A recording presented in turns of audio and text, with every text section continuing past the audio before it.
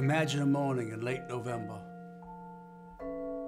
a coming of winter morning more than 20 years ago. Consider the kitchen of a spreading old house in a country town. A great black stove is its main feature, but there is also a big round table and a fireplace with 2 rocking chairs placed in front of it. Just today, the fireplace commenced its seasonal roar. A woman with shorn white hair is standing at the kitchen window. She is wearing tennis shoes and a shapeless gray sweater over a summery calico dress. She is small and sprightly, like a bantam hen, but due to a long youthful illness, her shoulders are pitifully hunched. Her face is remarkable, not unlike Lincoln's, craggy like that and tinted by sun and wind, but it is delicate too, finely boned, and her eyes are sherry-colored and timid. Oh my, it's fruitcake weather. The person to whom she is speaking is myself. I am 7. She is 60-something. We are cousins, very distant ones, and have lived together, well, as long as I can remember. Other people inhabit the house, relatives, and though they have power over us and frequently make us cry, we are not on the whole too much aware of them. We are each other's best friend. She calls me Buddy, in memory of a boy who was formerly her best friend. The other Buddy died in the 1880s when she was still a child. She is still a child. I knew it before I got out of bed. The courthouse bell sounded so cold and clear, and there were no birds singing. They've gone to warmer country, yes, indeed. Oh, Buddy, stop stuffing biscuit and fetch our buggy. Help me find my hat. We've 30 cakes to bake. It's always the same. A morning arrives in November, and my friend, as though officially inaugurating the Christmas time of year that exhilarates her imagination and fuels the blaze of her heart, announces, "It's fruitcake weather. Fetch our buggy. Help me find my hat." The hat is found. A straw cartwheel corsaged with velvet roses out of doors is faded. It once belonged to a more fashionable relative. Together we guide our buggy, a dilapidated baby carriage, out to the garden and into a grove of pecan trees. The buggy is mine.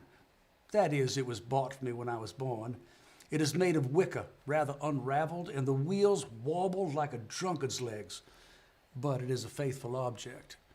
Springtimes we take it to the woods, fill it with flowers, herbs, wild fern for our porch pots.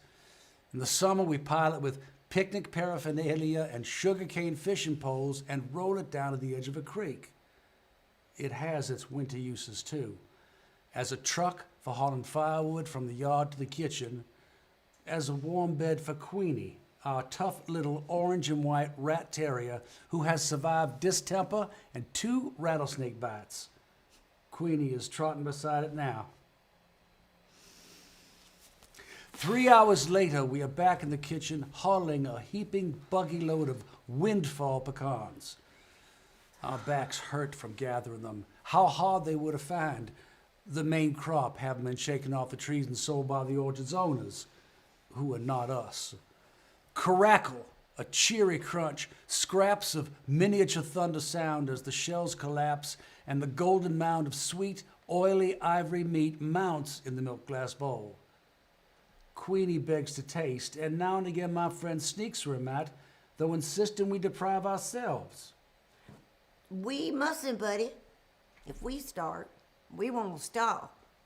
And there's scarcely enough as there is for 30 cakes. The kitchen is growing dark. Dusk turns the window into a mirror.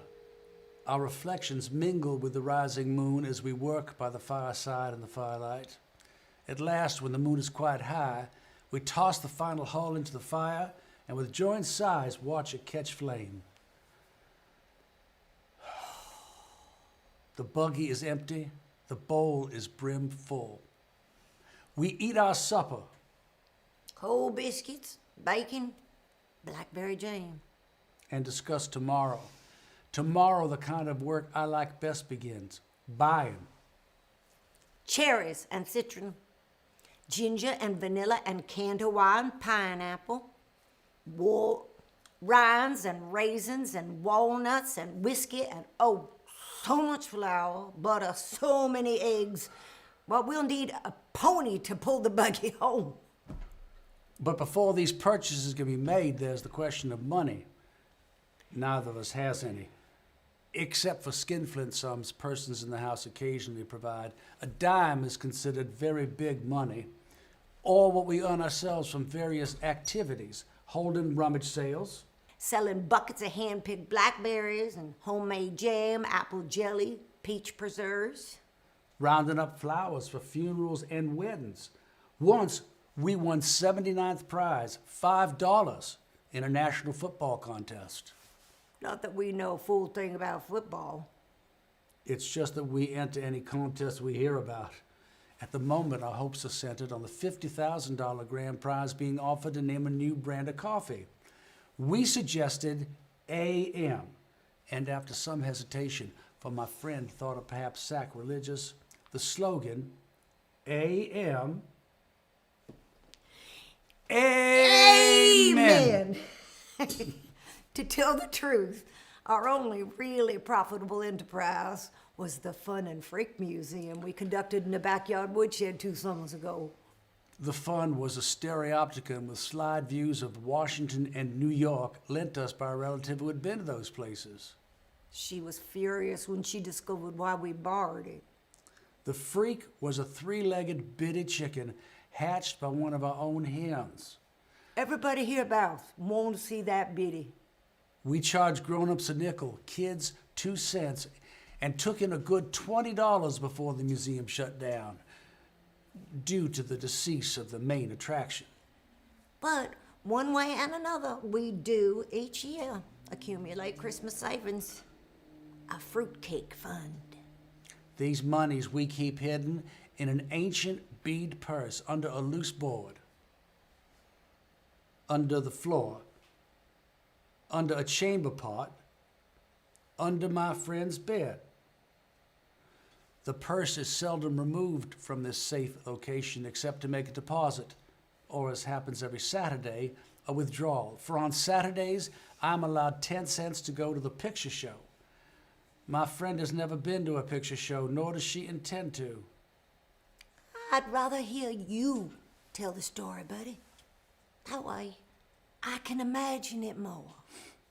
Besides, a person my age shouldn't squander their eyes. When the Lord comes, let me see him clear. In addition to never having seen a movie, she has never Eaten in a restaurant, traveled more than 5 miles from home, received or sent a telegram, read anything except funny papers and the Bible, worn cosmetics, cursed, wished someone harm, told a lie on purpose, let a hungry dog go hungry. Here are a few things she has done, does do. Killed with the whole biggest rattlesnake ever seen in this county. 16 rattles, Dip snuff. secretly. Tame hummingbirds till they balance on my finger.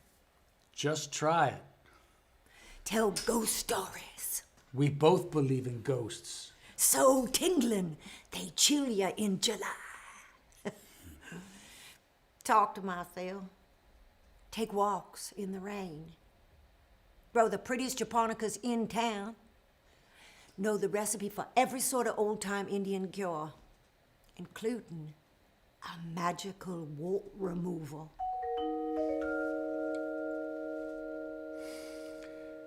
Now, with supper finished, we retire to the room in a faraway part of the house where my friend sleeps, silently wallowing in the pleasures of conspiracy would take the bead purse from its secret place and spill its contents on a scrap quilt. Dollar bills, tightly rolled and green as May buds. Somber 50-cent pieces heavy enough to weight a dead man's eyes. Lovely dimes, the liveliest coin, the one that really jingles. Nickels and quarters, worn smooth as creek pebbles. But mostly a hateful heap of bitter-odored pennies. Last summer, others in the house contract to pay us a penny for every 25 flies we killed. Oh, the carnage of August, the flies that flew to heaven. Yet it was not work in which we took pride. And as we sit counting pennies, it is as though we were back tabulating dead flies. Neither of us has a head for figures. We count slowly, lose track, start again. According to her calculations, we have $12.73. According to mine, exactly $13. I do hope you're wrong, buddy. We can't mess around with 13. The cakes will fall. Put somebody in the cemetery. Why, I wouldn't dream of getting out of bed on the 13th. This is true. She always spends 13ths in bed. So to be on the safe side, we subtract a penny and toss it out the window. Of the ingredients that go into our fruitcakes, whiskey is the most expensive as well as the hardest to obtain. State laws forbid its sale, but everybody knows you can buy a bottle from Mr. Ha Ha Jones. And the next day, having completed our more prosaic shopping, we set out for Mr. Ha Ha's business address, a sinful, to quote public opinion, fish fry and dancing cafe down by the river.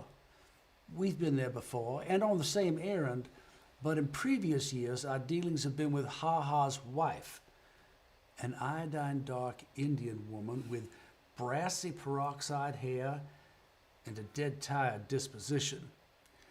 Actually, we've never laid eyes on her husband, though we've heard he's an Indian too, a giant with razor scars across his cheeks. They call him Ha Ha because he's so gloomy, a man who never laughs. As we approach his cafe, our steps slow down. Even Queenie stops prancing and sticks close by. People have been murdered in Ha Ha's cafe.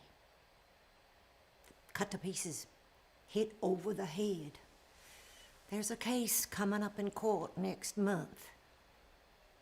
Naturally, these goings-on happen at night when the colored lights cast crazy patterns and the Victrola wails. In the daytime, Ha Ha's is shabby and deserted. I knock at the door. Queenie barks. Mrs. Ha Ha? Ma'am? Anyone to home? Footsteps. The door opens. Our hearts overturn. It's Mr. Ha Ha Jones himself. And he is a giant. He does have scars. He doesn't smile. No, he glowers at us through Satan-tilted eyes and demands to know what you want with Ha Ha. For a moment, we are too paralyzed to tell. If you please, Mr. Ha Ha, we would like a quart of your finest whiskey. His eyes tilt more. Would you believe it? Ha Ha is smiling, laughing too. Which one of you is a drinking man? It's for making fruitcakes, Mr. Ha Ha. For cooking. This sobers him. He frowns. That's no way to waste good whiskey. Nevertheless, he retreats into the shadowed cafe and seconds later appears carrying a bottle of daisy yellow, unlabeled liquor. He demonstrates its sparkle in the sunlight and says, $2. We pay him with nickels and dimes and pennies. Suddenly, as he jangles the coins in his hand like a fistful of dice, his face softens. Tell you what, He proposes, pouring the money back into our bead purse. Just send me one of them fruitcakes instead. Well, there's a lovely man. We'll put an extra cup of raisins in his cake. The black stove, stoked with coal and firewood, glows like a lighted pumpkin. Egg beaters whirl, spoons spin round in bowls of butter and sugar. Vanilla sweetens the air, ginger spices it. Melting, nose-tingling odors saturate the kitchen, suffuse the house, drift out to the world on puffs of chimney smoke. In 4 days, our work is done. 31 cakes dampened with whiskey bask on windowsills and shelves. Who are they for? Friends. Not necessarily neighbor friends. Indeed, the larger share is intended for persons we've met maybe once, perhaps not at all. People who have struck our fancy. Like President Roosevelt. Like the Reverend and Mrs. J.C. Lucy, Baptist missionaries to Borneo who lectured here last winter. Or the little knife grinder who comes through town twice a year. Or Abner Packer, driver of the 6 o'clock bus from Mobile, who exchanges waves with us every day as he passes in a dust cloud. Whoosh! Or the young Wistons, a California couple whose car one afternoon broke down outside the house and who spent a pleasant hour chatting with us on the porch. Young Mr. Whiston snapped our picture. The only one we've ever had taken. Is it because my friend is shy with everyone except strangers, that these strangers and merest acquaintances seem to us our truest friends? I think yes. Also, the scrapbooks we keep of thank yous on White House stationery, time-to-time communications from California and Borneo, the knife grinders' penny postcards, make us feel connected to eventful worlds beyond the kitchen, with its view of a sky that stops. Now, a nude December fig branch grates against the window. The kitchen is empty. The cakes are gone. Yesterday, we carted the last of them to the post office where the cost of stamps turned our purse inside out. We're broke. That rather depresses me. But my friend insists on celebrating with 2 inches of whiskey left in Ha-Ha's bottle. Queenie has a spoonful in a bowl of coffee. She likes a coffee chicory flavored and strong. The rest we divide between a pair of jelly glasses. We're both quite awed at the prospect of drinking straight whiskey. The taste of it brings screwed up expressions and sour shudders, but by and by we begin to sing.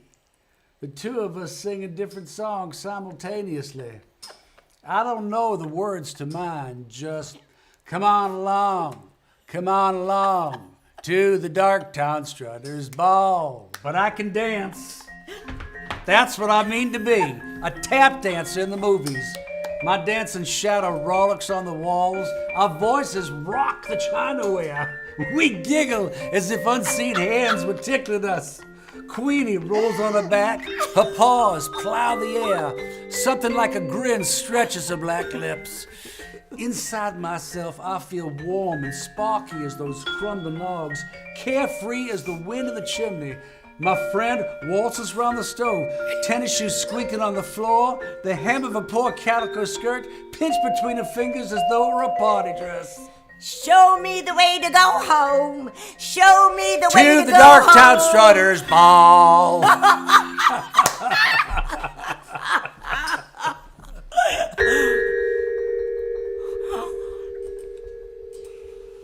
Enter two relatives, very angry, potent with eyes that scold, tongues that scald.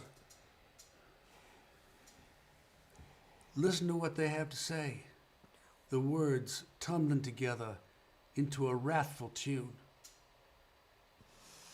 A child of 7, whiskey on his breath? Are you out of your mind? Feed the child of 7? Must be loony. Road to ruination. Remember Cousin Kate, Uncle Charlie, Uncle Charlie's brother-in-law? Shame, scandal, humiliation. Kneel, pray, beg the Lord. Queenie sneaks under the stove. My friend gazes at her shoes. Her chin quivers. She lifts her skirt, blows her nose, and runs to her room. Long after the town has gone to sleep and the house is silent, except for the chiming of clocks and the sputter of fading fires, she is weeping into a pillow already as wet as a widow's handkerchief. Don't cry. I'm sitting at the bottom of the bed and shivering. Don't cry, I beg, teasing her toes, tickling her feet. You're too old for that. It's because I am too old. Old and funny. Not funny, fun. More fun than anybody. Listen, if you don't stop crying, you'll be so tired tomorrow we can't go cut a tree. She straightens up. Queenie jumps on the bed, where Queenie is not allowed to lick her cheeks. I know where we can find real pretty trees, buddy. And holly, too, with berries as big as your eyes. It's way off in the woods, farther than we've ever been. Papa used to bring us Christmas trees from there. That was 50 years ago. Well, now I can't wait for morning. Morning.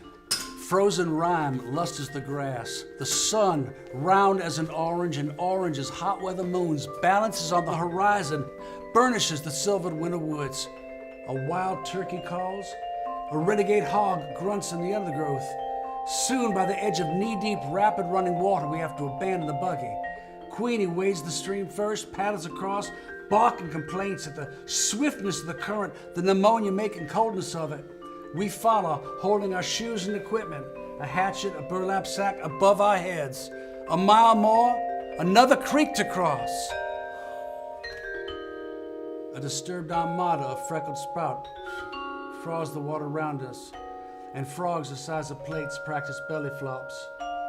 Beaver workmen are building a dam. On the farther shore, Queenie shakes herself and trembles. My friend shivers too, not with cold, but enthusiasm.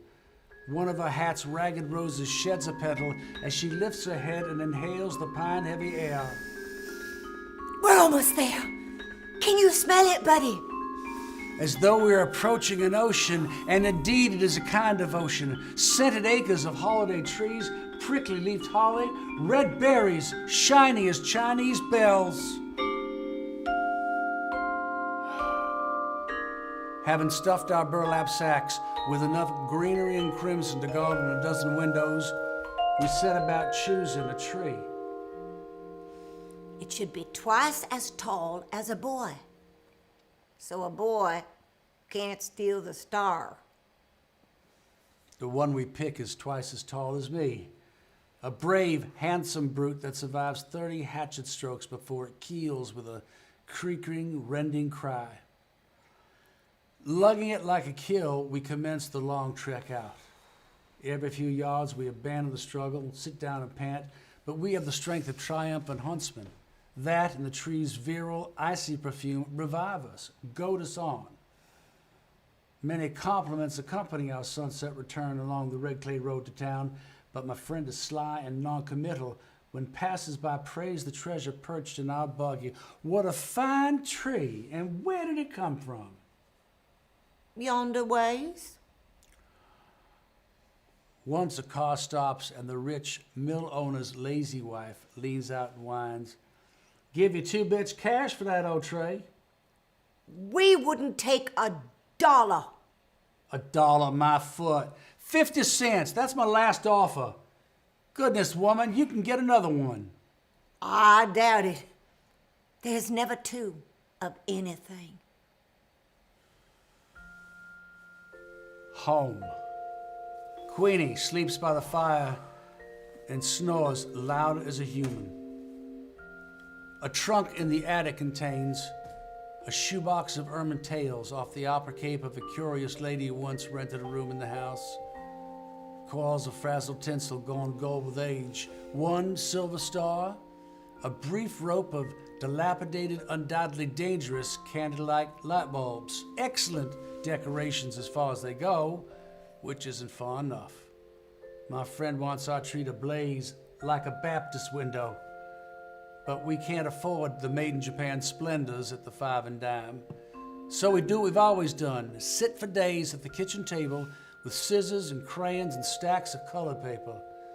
I make sketches and my friend cuts them out.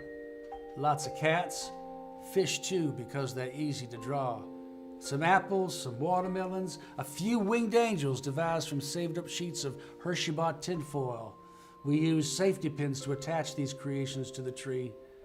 As a final touch, we sprinkle the branches with shredded cotton, picked in August for this purpose. Now, honest, buddy, doesn't it look good enough to eat? Queenie tries to eat an angel.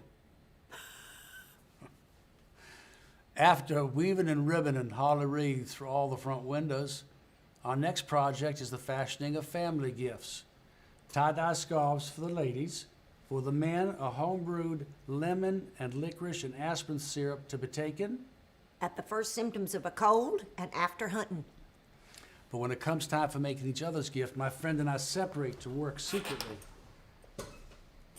I would like to buy her a pearl-handled knife, a radio, a whole pound of chocolate-covered cherries. I could live on them, buddy. Lord, yes, I could. And that's not taking his name in vain. Instead, I'm building her a kite. She would like to give me a bicycle. If only I could, buddy. It's bad enough in life, having to do without something yourself. But confound it, what gets my goat is not being able to give somebody something you want them to have. Only, one of these days, I will, buddy, locate you a bike. Don't ask how. Steal it, maybe. Instead, I'm fairly certain that she is building me a kite. The same as last year and the year before. The year before that, we exchanged slingshots, all of which is fine by me, for we are champion kite flyers who study the wind like sailors. My friend, more accomplished than I, can get a kite aloft when there isn't enough breeze to carry clouds. Christmas Eve afternoon, we scrape together a nickel and go to the butcher's to buy Queenie's traditional gift, a good, gnawable beef bone. The bone, wrapped in funny paper, is placed high in the tree near the silver star. Queenie knows it's there. She squats at the foot of the tree, staring up in a trance of greed. Bedtime arrives, she refuses to budge. Her excitement is equal by my own. I kick the covers and turn my pillow as though it were a scorching summer's night. Somewhere a rooster crows, falsely, for the sun is still on the other side of the world. Buddy, are you awake? My friend is sitting in my bed holding a candle. Well, I can't sleep a hoot. My mind's jumping like a jackrabbit. Buddy, do you think Mrs. Roosevelt will serve our cake at dinner? We huddle in the bed. She squeezes my hand. I love you. Seems like your hand used to be so much smaller. Guess I hate to see you grow up. when you're grown up, will we still be friends? I say always. But I feel so bad, buddy. I wanted so bad to buy you a back. I tried to sell my cameo Papa gave me. Buddy, I made you another kite. Then I confess that I made her one too. And we laugh. The candle burns too short to hold. Out it goes, exposed to the starlight. The stars spinning at the window like a visible caroling that slowly, daybreak silences. Possibly we doze, but the beginnings of dawn splash us like cold water. We're up, wide-eyed and wandering while we wait for others to waken. Quite deliberately, my friend drops a kettle on the kitchen floor. I tap dance in front of closed doors. One by one, the household emerges, looking as though they'd like to kill us both. But it's Christmas, so they can't. First, a gorgeous breakfast, just everything you can imagine, from flapjacks and fried squirrel to hominy grits to honey in the comb, which puts everyone in good humor except my friend and me. Frankly, we're so impatient to get at the presents, we can't eat a mouthful. Well, I'm disappointed. Who wouldn't be? With socks, a Sunday school shirt, some handkerchiefs, a hand-me-down sweater, and a year's subscription to a religious magazine for children. The Little Shepherd. It makes me boil. It really does. My friend has a better haul. A sack of satsumas, that's her best present. She is proudest, however, of a white wool shawl knitted by a married sister. But she says her favorite gift is the kite I built her, and it is very beautiful, though not as beautiful as the one she made me, which is blue and scattered with gold and green good conduct stars. Moreover, my name is painted on it, Buddy. Buddy, the wind is blowing. The wind is blowing, and nothing will do till we've run to a pasture below the house where Queenie is scooted to bury a bone, and where a winter hence Queenie will be buried too.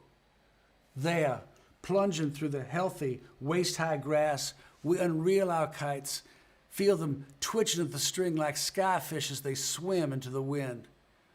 Satisfied, sun-warmed, we sprawl on the grass, peel satsumas, and watch our kites cavort.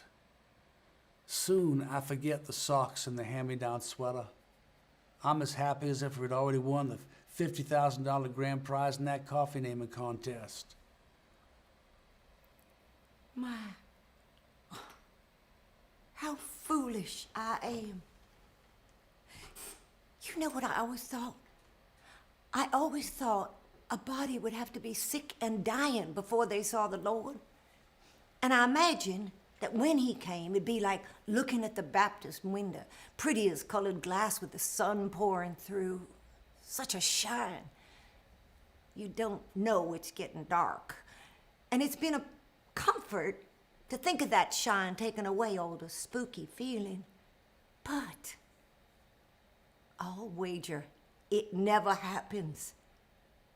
I'll wager that at the very end, a body realizes the Lord has already shown himself that things as they are. Her hand circles in a gesture that gathers clouds and kites and grass and Queenie pawing earth over her bone. Just what they always were. Was seeing him. As for me, I could leave the world with today in my eyes.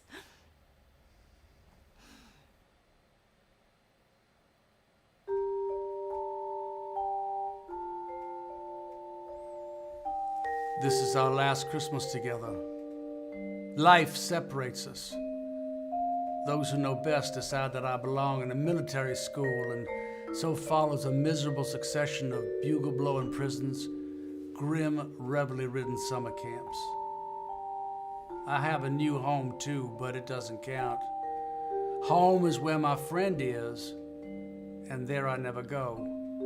There she remains, puttering around the kitchen alone with Queenie, then alone. Buddy dear, She writes in a wild, hard-to-read script. yesterday, Jim Mace's horse kicked Queenie bad. Be thankful she didn't feel much. I wrapped her in a fine linen sheet and rode her in the buggy down to Simpson's pasture, where she can be with all her bones. For a few Novembers, she continues to bake a fruitcake single-handed. Not as many, but some. And of course, she always sends me the best of the batch. Also, in every letter she encloses a dime watered in toilet paper. See a picture show and write me the story.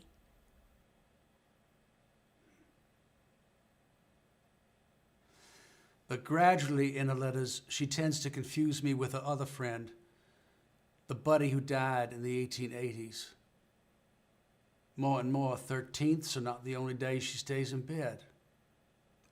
A morning arrives in November, a leafless, birdless, coming of winter morning, when she cannot rouse herself to exclaim, "Oh my, it's fruitcake weather."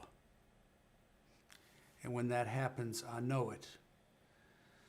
A message saying so merely confirms a piece of news some secret vein had already received, severing from me an irreplaceable part of myself, letting it loose like a kite on a broken string. That is why I keep searching the sky on this December morning, as if I expected to see, rather like hearts, a lost pair of kites hurrying toward heaven.